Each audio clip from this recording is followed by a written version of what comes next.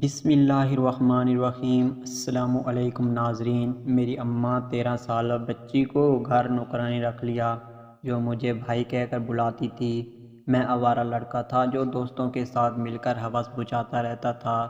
میں اکثر نوکرانی کو گلے لگا لیتا تو وہ سمجھتی کہ میں اسے اپنی بہن سمجھ کر گلے لگاتا ہوں۔ ایک روز گھر میں کوئی نہیں تھا۔ میں نے اسے تولیہ مانگنے کے لیے آواز دی۔ میں نے اسے واش روم میں کھینچا، زبردستی کرنے لگا۔ وہ بھاگ کر چلی آئی۔ میں جیسے اس کے کمرے میں گیا تو میری روح کانپ گئی۔ ان کے تو میری بہن۔ ناظرین، کہانی میں آگے بڑھنے سے پہلے آپ لوگوں سے گزارش ہے کہ چینل کو لازمی سے سبسکرائب کر دیں اور ساتھ ہی دیے گئے بیل کے آئیکن کو آل پریس کر دیں تاکہ ہمارے آنے والے تمام ویڈیوز آپ کو ملتی رہے۔ تو شروع کرتے ہیں کہانی۔ میرا نام آصف ہے اور میں اپنے ماں باپ کے ساتھ کراچی میں رہتا ہوں۔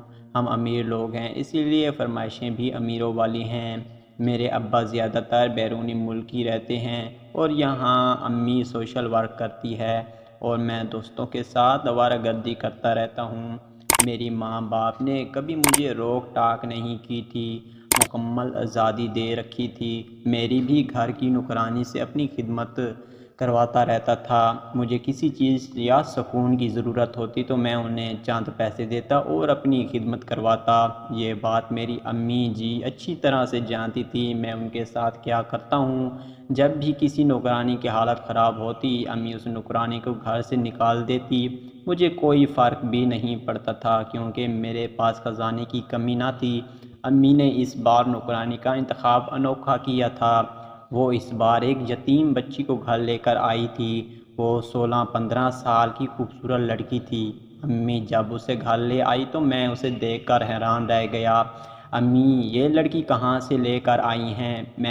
امی نے کہا، یہ یتیم بچی ہے، ماں باپ مر چکے ہیں، اپنی بہن کے گھر رہتی ہے، اس لیے میں اسے اپنے گھر لے آئی ہوں، اب ہمیشہ ہمارے ساتھ رہے گی۔ اتنا کہہ کر امی اپنے کمرے میں چلی گئی اور میں اس لڑکی کا جائزہ لینے لگا۔ تمہارا نام کیا ہے؟ میں نے پوچھا تو وہ مسکرا کر کہنے لگی، میرا نام عنبر ہے۔ بھائی، وہ مجھے بھائی بھائی کہہ کر پکار رہی تھی۔ اسے بہن بنانے کا میرا کوئی ارادہ نہیں تھا، میں اس سے کسی اور ہی نظریے سے دیکھ رہا تھا۔ اس کی گالوں سے کھینچ کر میں وہاں سے چلا گیا۔ آج میرا موڈ اپنے دوستوں کے ساتھ تھا۔ انہوں نے میرے لیے خاص کھانے کا انتظام کر رکھا تھا۔ میں رات دیر تک گھر پہنچا تو دیکھا عنبر لاؤنج میں ہی بیٹھی ہے۔ میں نے اس سے پوچھا، تم یہاں کیا کر رہی ہو؟ ابھی تک سوئی کیوں نہیں ہو؟ وہ کہنے لگی، بھائی مجھے نیند نہیں آ رہی ہے اور ڈر بھی لگ رہا ہے کیونکہ کچن میں لال بیک ہیں۔ عنبر نے کہا، نوکرانیوں کو امی کچن میں سلاتی تھی، کمرے میں نہیں۔ میرے ذہن میں ایک آئیڈیا آیا۔ میں اسے اپنے ساتھ لے گیا اور ساتھ والے کمرے اسے دے دیا اور کہا، تم اب یہیں اسی کمرے میں رہو گی، یہاں تمہیں کوئی تنگ نہیں کرے گا۔ میری بات سن کر وہ خوش ہو گئی اور کہنے لگی، آپ بہت اچھے ہو بھائی۔ میں نے اسے گلے لگا لیا اور کہا، تم بھی بہت اچھی ہو۔ وہ پگلی مجھے اپنا بھائی سمجھ رہی تھی، مجھ پہ اعتبار کر رہی تھی، مگر اسے معلوم نہیں تھا کہ اعتبار کے قابل انسان نہیں ہوتے۔ اسے کمرے میں چھوڑ کر میں اپنے کمرے میں آ گیا۔ آج میں تھک چکا تھا، اسی لیے جلدی ہی سو گیا، ورنہ عنبر کے ساتھ خوب کھیلتا۔ اگلے دن میری آنکھ امی کی آواز پر کھلی، وہ کسی کو ڈانٹ رہی تھی۔ میں نے جب باہر آ کر دیکھا تو امی عنبر کو ڈانٹ رہی ہے اور وہ رو رہی ہے۔ کیا ہوا امی، آپ اسے کیوں ڈانٹ رہی ہیں؟ میں نے پوچھا تو امی کہنے لگی، میں نے اسے گھر میں کیا رکھ لیا ہے، یہ گھر کی مالکن بننے کی خواب دیکھ رہی ہے۔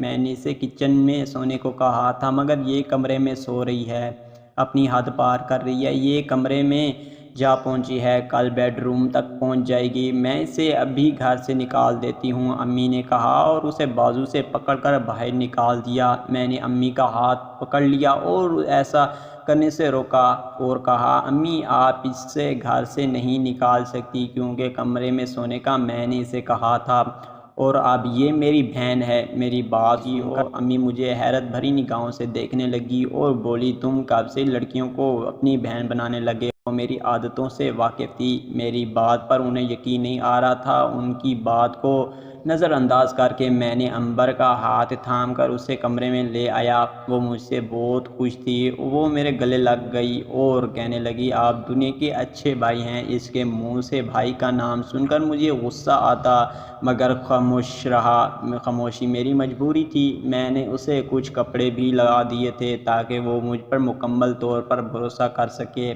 میں کسی موقع کی تلاش میں تھا تاکہ موقع کا فائدہ اٹھا کر میں اس کے ساتھ سکون لے سکوں، کیونکہ وہ ایسے میری باتوں میں نہیں آنے والی اور نہ ہی میرے کہنے پر میرے ساتھ کرنے والی ہے۔ امی ہر منگل کے دن ایک خواتین کی میٹنگ پر جاتی تھی، کل بھی وہ جانے والی تھی۔ میرے دوست نے مجھے کال کی اور کہا اس نے آج پھر میرے لیے کھانا تیار کر رکھا ہے، لیکن میں نے کھانے سے منع کر دیا کیونکہ میرا ناشتہ عنبر تھی۔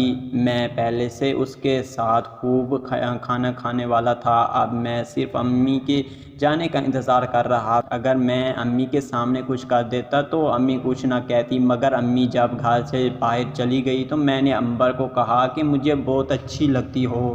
وہ کہنے لگی آپ بھی مجھے بہت اچھے لگتے ہو بھائی۔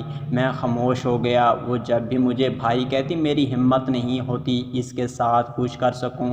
عنبر اٹھ کر چلی گئی اور میں نہانے واش روم چلا گیا۔ مجھے پھر سے عنبر کے ساتھ کرنے کا من کر رہا تھا، خود پر قابو نہ کر پایا۔ میں نے اسے آواز دی کہ کمرے میں بلایا اور کہا مجھے تولیہ دے دو۔ میری آنکھوں میں صابن لگا تھا، بیڈ پر رکھا تو لینا بھول گیا۔ جب عنبر نے مجھے دروازے کے باہر سے تولیہ دیا میں نے اس کا ہاتھ پکڑ کر اسے واش روم میں اندر کھینچ لیا۔ میری اس حرکت سے اس کی سانسیں ہی تھم گئی، وہ خاموش صدمے کی حالت میں تھی اور میں اس کے ساتھ زبردستی کرنے لگا۔ میں نے زیادہ حد پار نہیں کی تھی۔